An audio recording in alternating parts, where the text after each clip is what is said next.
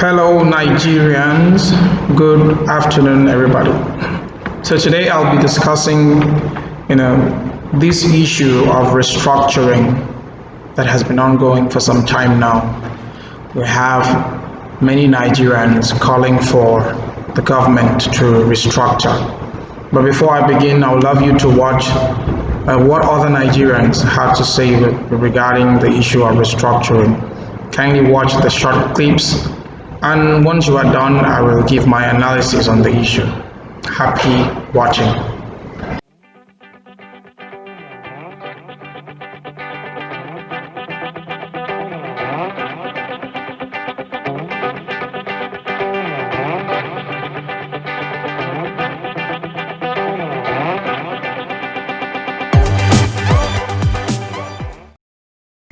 Welcome back. From the video, you can see that many Nigerians are clamoring and calling for the federal government to do proper restructuring of the country. But one begins to wonder sometimes how to restructure a country that was first of all built on ethnic divide. But be it as it may, if the federal government would listen to the pleas of Nigerians and look into the subject of the restructuring, we have to first of all look into our academics. For example, in social studies, we were taught that we have three major ethnic groups. So you find children right from primary schools are being taught to see themselves in the eyes of majorities and minorities, which already signifies, already speaks about division, a divisive mindset.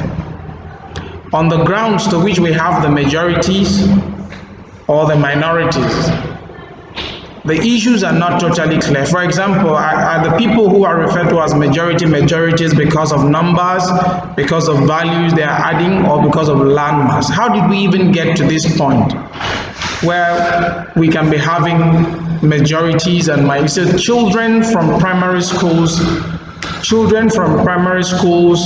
are being taught already with the mindset of division. They're being taught with the mindset, they're taught with the eyes of seeing themselves as majorities and minorities. Beyond that, it is important we ask ourselves, what do people really mean by restructuring? Because from the videos you watch, you realize that many Nigerians have their own definition of what restructuring is. It is not clear what is meant by restructuring. So today, this Nigerian will come out and talk about restructuring. The other Nigerian will come out and talk about restructuring, and so on. So there's no uniform sense to regarding to what restructuring is. But critically, let's ask ourselves, when we talk about restructuring, are we talking about decentralization of resources or decentralization of companies, for example, from being headquartered in Lagos? So that even average Nigerian, someone in Akwa Ibom State, for example, wants to start an advertising agency, they don't have to tell you we need to send it to Lagos, the headquarter, and to endorse before it happens. Because once it happens like that and people see how difficult it is to maybe get small jobs, they have to go to Lagos, because that is where they can have first hand information or one-on-one information with the company. They could go to the headquarter. But if we create a conscious system where resources, where companies, for example, are decentralized, we know that each region is known for this, and people could actually identify with that region because government has made deliberate efforts in ensuring that they have an environment where they could grow, where they could source for jobs, and where they could do things they have to do. So we have to first of all look at decentralizing companies from being headquartered in Lagos to other parts of the country. Each of the states, they are good at something, and we can see how we can make use of the opportunity by ensuring that companies are also headquartered in these places in order to promote development, in order to bring about growth, in order to bring about unity. All companies should not be headquartered in Lagos, so we should create conducive policies and environment that will bring other companies to various states. When we talk about restructuring, are we talking about local government autonomy? Because It's just like sometimes what happens within the local government and state government and local, that was funny sometimes. You see a governor just stand up to suspend a local government chairman. Someone who, although most of these local government chairmen are just appointees, they are not elected because they do not represent the will of the people. But in most cases, you see governors, they have control, they have grip over local government chairmen. But if the president were to have that same grip on them, they will be complaining, shouting, making noise in this country, calling President Buhari names. But some of those governors are there, not allowing local government chairmen to have a breathing space to be able to administrate properly without interference or whatsoever. So a governor could sit down, or maybe the State House of Assembly could sit down and just suspend an elected local government chairman. That should form part of the restructuring. We should look into that, critically look into that. See how local government can have access to their resources, where they can have access and do things that they are supposed to do. Give a voice to people at the grassroots. That is, one of the call and yearnings for this restructuring. Decentralization of powers. Everything should not be centralized. Governors over time have become so powerful that if the local government chairman does not support their bid, they get to suffer and so, and they make it so obvious. They make it so obvious. So government really need to look into that when we are talking about this issue of restructuring. Then look at our financial autonomy for legislators and also the judiciary. We have to also look into that. Financial autonomy to legislators and judiciary, because when we talk about this restructuring, and everybody is always talking about the center is holding everything, the center is holding. Have we looked critically? Some of these our governors are very powerful. They are so powerful to the point that, look at the legislature, State House of Assembly. They are dependent on the governor. If the governor does not make resources available for them, they cannot make laws that are favorable to the people. Largely, they are making laws that are favorable to the governor and so on. We are not trying to say that the governor and the legislature should not have a harmonious relationship. But in a situation where they have control of what they have to do, they will be able to do and administrate properly. The same with the judiciary. Same with the judiciary.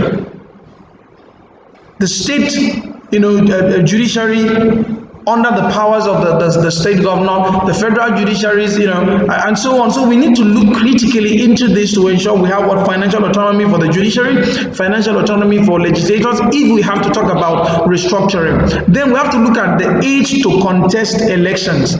The age to contest elections should be reviewed. Some of the videos you can already hear people saying that, we should look at the age to be reviewed. Nigerians, we need to promote youth inclusiveness. Let people have liberty, maybe from 25 years to even contest to become the governor of this country, the governor of this, this country, yes, the governor in this country, and also maybe to contest maybe from 30 years to become the president. We need to review. We don't have to wait till when someone is very old, maybe 70, 80, or so on, before the person is qualified to contest for an elective post. If you look at what is happening in developing nations, or developed nations, sorry, if you look at what is happening, you find out that most of the people who are holding public offices are young people. Most of the people who are holding public offices are creatively young people, and they would contribute valuably, because this age that we're operating is we're in the fourth industrial revolution, where technology, when technical know-how on how things work, you have to learn soft skills, you have to have an idea of technology, especially artificial intelligence, and know how to create transition support programs that will support the nation and will help build our system, both in the education, both in private, public sector, and so on. So we have to critically look at reviewing the age to which people are made to contest the election. 30 years is 25. People should already at that age, be able to contest to become governors, to contest to become, the president of the Federal Republic of Nigeria. And it should be a concrete effort made by government to ensure this happens. Beyond that, we should look at age cap for specific age cap for public offices. Age cap for public offices. We need to look at it. I'm not against people 70 and so on contesting or vying to contest for presidency or governor. I'm not. If they have the substance, if they have the what to give, if they have what to show. But we should look at age cap. There should be a particular age where we would say, fine, we think people at this age, should actually maybe serve in advisory capacities and not hold sensitive positions that has to do with making critical decisions that affect everybody. We need to make sure that people who are leading us they are at par with what is needed in today's world. What is needed in today's world. We have to also look at place a cap on the purchase of political forms. Nigeria is for everybody. The state we are from is for everybody. The local government that we are from is for everybody. In a situation where a political party will put the cost for selling of forms at such an inflated amount that a common Nigerian, in quote, cannot afford. That means that political party, to an extent, does not have the will of the goodwill of Nigerians, does not have the goodwill of the common man, does not think that a common man could contest for an election and actually, contribute valuably to the growth of the nation.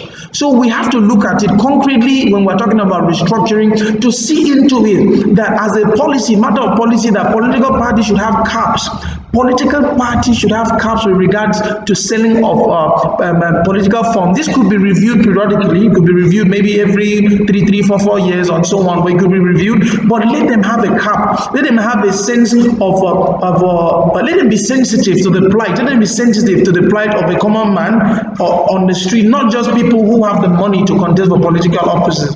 People who may not have so much money to buy the form, they could actually have substance to deliver, substance to give back to society. So we need to look at this critically when in the issue of restructuring our public offices. We need to look at it critically, that people should be if you want to you can contribute valuably, then you come out and you do what? You contest an election and people would vote for you, and so on and so forth. So the issue of restructuring is a clarion call that many Nigerians are looking forward to. It's a clarion call that many Nigerians are looking forward to. Thank the federal government for already starting with the ban of SARS. Now a new team has been constituted called SWAT, whatever name. But I want to tell federal government, let this not be